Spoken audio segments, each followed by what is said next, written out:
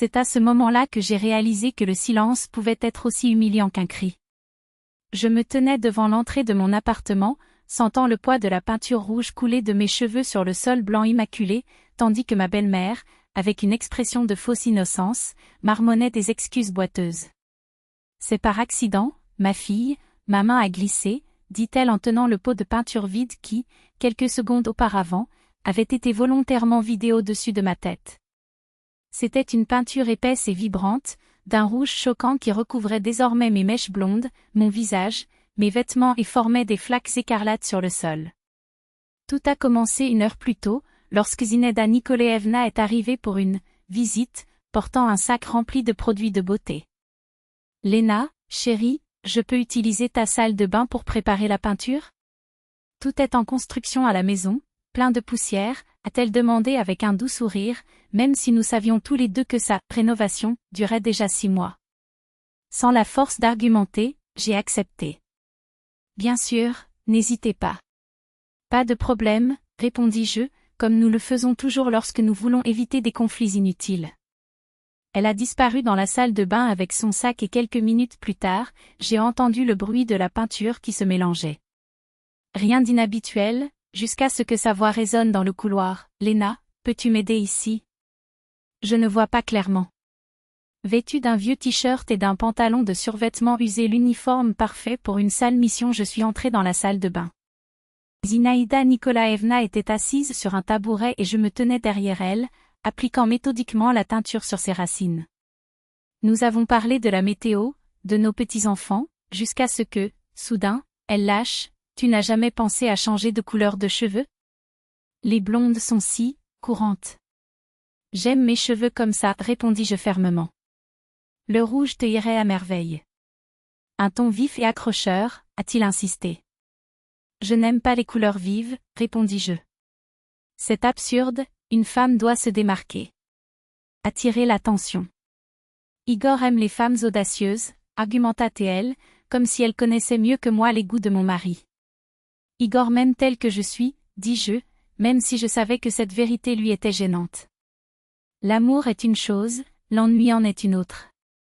Les hommes aiment les choses nouvelles, a-t-il répondu, tandis que j'essayais désespérément de changer de sujet. Combien de temps faut-il laisser reposer la peinture ? 20 minutes, répondit-il, non sans ajouter, avec une lueur malicieuse dans les yeux, réfléchissez à ce que j'ai dit. Il reste de la peinture, si vous voulez l'essayer.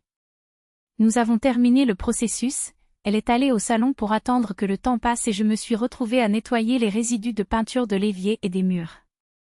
20 minutes plus tard, Zinaïda Nikolaevna revenait. Léna, de l'aide pour le rinçage ? Une fois de plus, j'ai obéi. Le résultat est impeccable, un brun profond et élégant qui met en valeur sa peau. C'est beau, louai-je sincèrement. Ouais, ce n'était pas mal, a-t-il reconnu avant de sortir une deuxième canette de son sac. Ce n'était pas marron. C'était rouge. Un rouge fort et agressif, qui ne passe pas inaperçu. Il en reste. Pourquoi n'essaies-tu pas ? Non, merci, ai-je refusé. Juste un brin, pour voir comment ça se passe, a-t-il insisté. Je n'ai pas besoin de le voir. Je ne veux pas, ai-je été claire. Elle a rangé ses affaires, mais a oublié le pot de peinture rouge au-dessus de l'évier. Prends-le.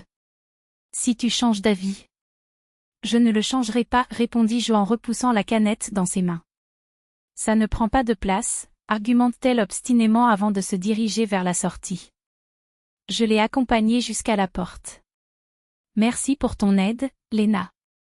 C'est parfait, dit-il, déjà la main sur la poignée de porte.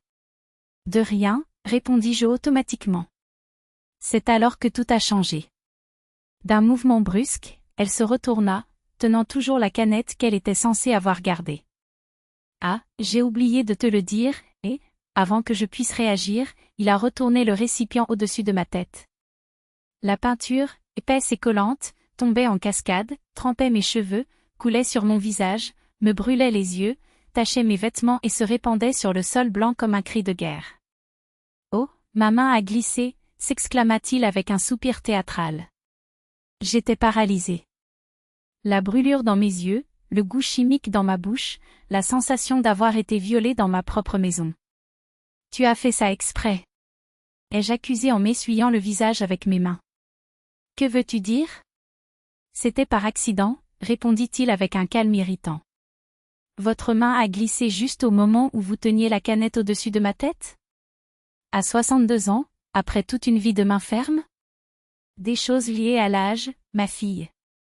La coordination n'est plus la même, m'a-t-il expliqué, comme si j'étais assez bête pour le croire. Ce n'était pas un accident. C'était maléfique, ai-je déclaré, sentant la colère brûler plus que la peinture. Le mal? Moi? Jamais, protesta-t-elle, offensée. Je t'ai vu retourner la canette. J'ai vu tes yeux. J'ai vu l'intention, dit-il sans cligner des yeux. J'ai vu quoi? Une main tremblante? Vous imaginez des choses, répond-il, tandis que la peinture continue de couler, transformant le sol immaculé en champ de bataille. Et maintenant? Comment puis-je enlever ça? Ai-je demandé, désespéré, en passant mes doigts dans les mèches trempées. Je ne sais pas, chérie. Essayez le shampoing, répondit-il avec indifférence. Un shampoing? C'est une teinture permanente. Ça va durer des semaines. Peut-être que ça passera. Ou tu peux aller dans un salon, a-t-il suggéré, comme si c'était la solution la plus évidente au monde. Expliquer quoi dans le salon? Que ma belle-mère m'a jeté un pot de peinture à la tête, ai-je ironisé, sentant l'absurdité de la situation. Ne dramatisez pas. C'est vraiment beau. Différent. Igor va adorer, a-t-il dit, comme s'il m'avait rendu service. Je me suis regardé dans le miroir de la salle de bain et je ne me suis presque pas reconnu. Mes cheveux blonds autrefois doux étaient maintenant une masse rouge électrique, comme si j'avais plongé ma tête dans un seau de peinture. Le visage, taché, ressemblait à un clown tragique. Ce n'est pas joli. C'est un désastre, marmonnai-je alors qu'elle, derrière moi, souriait de contentement. Un désastre? C'est ça le style. Les femmes modernes n'ont pas peur d'être audacieuses, a-t-elle déclaré, comme si elle était un gourou de la mode. J'ai commencé à me laver les cheveux avec du shampoing, en frottant fort, mais la mousse rouge persistait. Ne sors pas. J'ai crié, paniqué. Pourquoi devrait-il partir? C'est magnifique, a-t-il répété, comme un mantra. Parce que je ne veux pas ressembler à ça. Je ressemble à un feu tricolore. J'ai explosé. Les panneaux de signalisation attirent l'attention. C'est ce qu'il faut, a-t-il insisté pendant que j'essayais, en vain, de nettoyer le sol. Les taches sur le sol ne disparaissaient pas, et le sol? Comment puis-je le nettoyer? Ai-je demandé, épuisé. Et, avec de l'eau et du savon. Ou faites une réparation. La peinture ajoute du charme, a-t-il répondu, comme si ruiner ma maison était un détail sans importance. C'est alors qu'Igor est arrivé.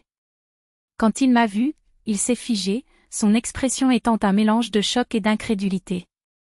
Mais Zinaïda Nikolaevna n'a pas laissé passer l'occasion. Regarde, Igor. Ta femme est désormais une vraie femme, tapa accent grave l'œil, audacieuse. N'est-elle pas belle? Il n'a pas répondu.